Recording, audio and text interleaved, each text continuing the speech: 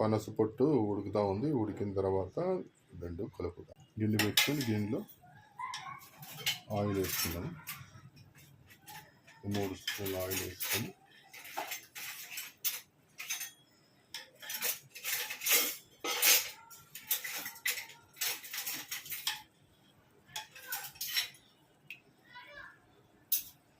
Oil మరగనివ్వండి. Oil మరగనిచ్చిన తర్వాత లవంగా పట్టి అన్నీ ఇంట్లో వేసేసుకోండి.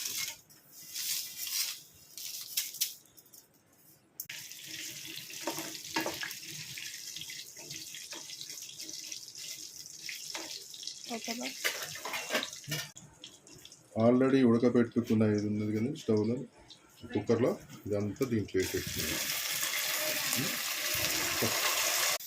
2 గ్లాసులు వాటర్ వేసాను. వాటర్ వేసిన తర్వాత కొద్దిగా టేస్ట్ సరిపడ్డ ఉడకపెట్టుకున్న పనస పొట్టుని ఇప్పుడు మనం కడాయిలో వేద్దాము. దీన్ని ఒకసారి పై కిందకి కలుపుకుందాం. హై ఫ్లేమ్ నుంచి స్లో ఫ్లేమ్ తీసుకొని దాన్ని ఈ పప్పు గుత్తి తీసుకొని ఈ పప్పు గుత్తితో ఇలాగా నలుపుతూ ఉండాలి. నలుపుతూ ఉంటే మనకి హలీం ఆల్మోస్ట్ రెసిపీ రెడీ అయిపోయింది. హలీం రెడీ అయిపోయింది. ఆల్మోస్ట్ దగ్గర పడిపోయింది. కొంచెం ఇట్లా పాముకుంటూ ఉంటే చిక్కదనం వస్తుంది. ఆ చిక్కదనం రాగానే తీసేయడమే.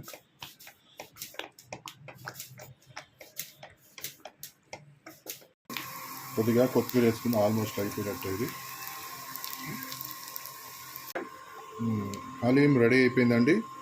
ఇప్పుడు ఫ్రైడ్ ఆనియన్స్ ప్లస్ కాజు, వేపిన కాజు వేసుకుందాం.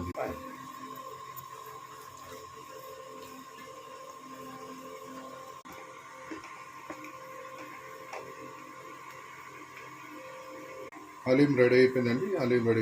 ఒక టేస్ట్ గురించి మనం చూద్దాం. కొద్దిగా వేసుకుందాము. బాగుంది.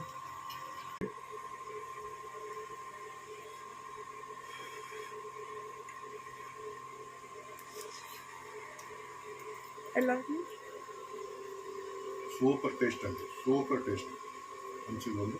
సూపర్.